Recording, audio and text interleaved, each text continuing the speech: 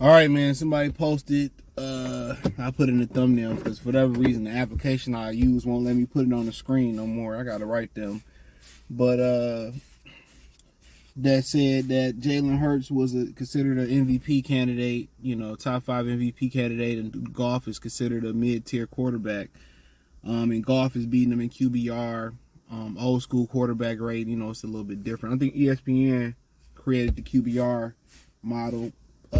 Completion percentage, yards, touchdowns. I think they may be pretty close to interceptions as well too. I know Goff threw 2. I knew Hurts threw 2 the other day, so I'm not pretty sure about interceptions. But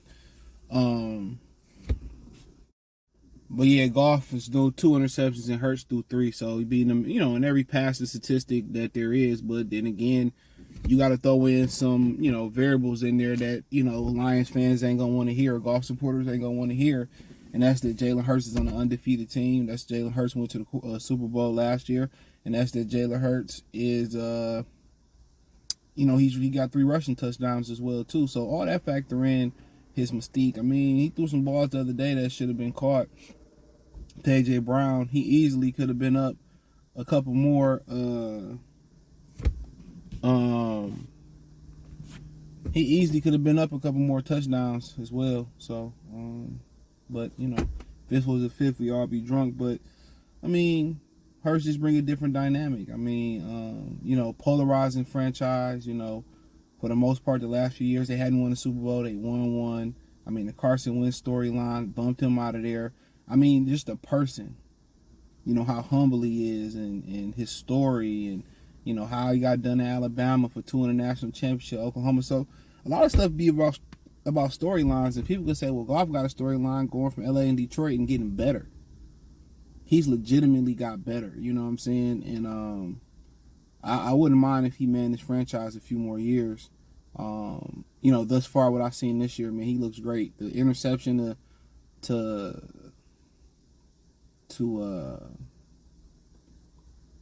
the rookie Jahmyr Gibbs, that kind of really wasn't on him. That guard got blew right back in his lap. The guard got blew right back in his lap. That really wasn't on him. And then the pick he threw the other day, yeah, that was on him. They was trying to force something that wasn't there. One of the picks Jalen Hurts threw Monday night, it was that Swift broke in instead of breaking towards the boundary to the sideline. But Jalen Hurts the hot name. He should have been MVP last year had he not got hurt. Made a Super Bowl run, and they got a really good team. Devontae Smith, Heisman Trophy, AJ Brown, really good player. Zach Ertz, you got a Hall of Fame line. You add DeAndre Swift there. It's a lot of hoopla going about him. Defensively, I mean, Jalen Carter, they saying is the best player on the team right now. So I can't dispute that. I can't dispute that. I mean, Darius Slay. I mean, they got a bunch of really good players on Philadelphia, man, and they really looking like this version of. They're really looking like the real deal dream team. And would I be mad if Philly won a championship? Absolutely not. I make it no secret. I have my favorite players I root for, but I root for the black quarterback. You know what I'm saying? I root for him. Before people get mad, I mean, my favorite quarterback of all time. It's not to play the race card or nothing like that. Not people is in the comment section. Not to say like, it's that one white person. Well, I have a black friend. No, it's not to say that, but my favorite quarterback of all time is John Elway.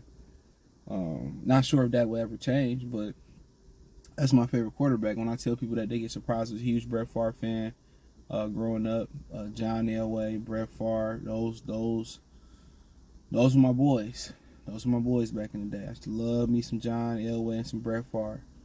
Obviously with Brett Favre going through, I separate that personal skid from, his playing careers. I can't change what he did, but let's love watching him throw to Antonio Freeman and Donald Driver and those guys back in the day. Javon Walker, he did him dirty though, but that's another story for another day. But yeah, I still enjoy watching them play the game, man. But yeah, I root for the brothers, man. I root for them, all of them, even the ones that went to the University of Ohio State Buckeyes. I root for them. CJ Strong, glad to see what he's doing, but love Jalen Hurts story, love Goff story. I mean, Goff got a good story, man. If he's really turned it around, so I'm not gonna, it is what it is. It's about Hurts got momentum. He got momentum going into from last season, a magical season. You can say we got all these different weapons and stuff. When I get into that debate, it's been so many, black quarterbacks that didn't have a weaponry. It had been so many quarterbacks who didn't have a weaponry. And imagine if, the most famous one who got done dirty, and this is why they treat his family like royalty, was Archie Manning. Being stuck in New Orleans, I don't think it was really no real free agency. This is why, Archie was a talented quarterback and just got stuck in New Orleans and really got effed over down there. This is why they give him preference when he want Eli traded. This is why they covered up the story about Peyton Manning, what he did in college. If you know, you know. If you don't, you don't. What he was accused of. Which you surprised Me Too movement ain't brought that shit back up on him. But they getting everybody else. Probably was non-disclosure agreement signed and everything, allegedly. But, then his younger son, the receiver Cooper, he got injured and it was a rumor blow up and they kind of shoved, brush that under the rug. I mean, shit happens, bro.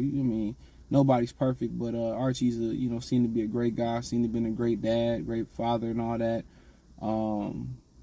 But he did him dirty, and that's why I think they give him and his family preferences in the NFL. But Goff is playing well, man. Like I said, I wouldn't be opposed to paying him right now, 2-3 year deal.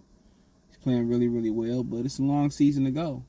And I said this before and I said it again. Philadelphia has the Super Bowl loser hangover over their head. Last year, Cincinnati started off 0-2. They started off 3-0, but the difference is the NFC is not as strong as it was. And I talk about teams like Dallas. This is their opportunity to go to the Super Bowl. Not saying it's close because we 3 games through, but this is an opportunity. It's NFC not strong. 49ers could be one injury away to McCaffrey to being a pedestrian team again. Can't say quarterback because they seem to keep wanting to clip. Even though I don't like Sam Darnold, but it's very shallow right now. It's really the 49ers, the Eagles, and really with Dallas losing to Arizona and losing Trayvon Diggs, everybody else. The Saints got a championship caliber defense. Seattle's they're gonna get better throughout the year. But that's really about it. I think 49ers the cream of the crop, but that may not be the case. So a lot of these teams gonna get better and better as they knock off the preseason stagnation, if that's a word, being stagnant during the preseason, and they started to get a rhythm and whatever. But Lions got an opportunity to really go for it, and what the Lions got going for them is what they got going for them every year with Brad Holmes, is that there's probably gonna be a move made somewhere in the middle of the season, right? You're going to get a bunch of guys back, God willing, healthy. You're going to get Jameson Williams back. You're going to get James Houston back. You're going to get Josh Pascal back. You might get Gardner Johnson back. You're getting Emmanuel Mosley back pretty soon. So you're going to get the cavalry back on the defensive side of the football. Some offense you're going to get back, and you just probably hope they add a cherry on top offensively by adding the Devontae Adams or Mike Evans, or defensive, or a Cooper Kupp if they choose to sell, or you add an Aaron Donald in there if they choose to sell, or Kansas City feel like they can't sign Chris Jones, you add that. You never know. So, but I love both of the quarterbacks, bro. I root for Jalen Hurts. Obviously, I root for Jared Goff, but there is some hypocrisy there. But but I will say, I understand the Jalen Hurts hype, the ability to rush the football, the winning season last year that nobody really seen coming. And now, continuing that storyline into this season. And for Jared Goff, you just got to win. If you win, you'll be in the same position as Jalen Hurts. So, check out Detroit Lions Talk playlist. Thumbs up the video, share the video, subscribe to the channel. Next subscribe button is the bell icon button. Hit all notifications, increase your chance, get notifications. We go live or drop video. Financially, want to support the channel? Cash App, $CJ Good 313, Venmo, CJ Good 313, PayPal link description. Hit the link tree. Find me on Twitter, Instagram, Spotify, Cash App, Venmo, PayPal. Appreciate the love and support. Peace.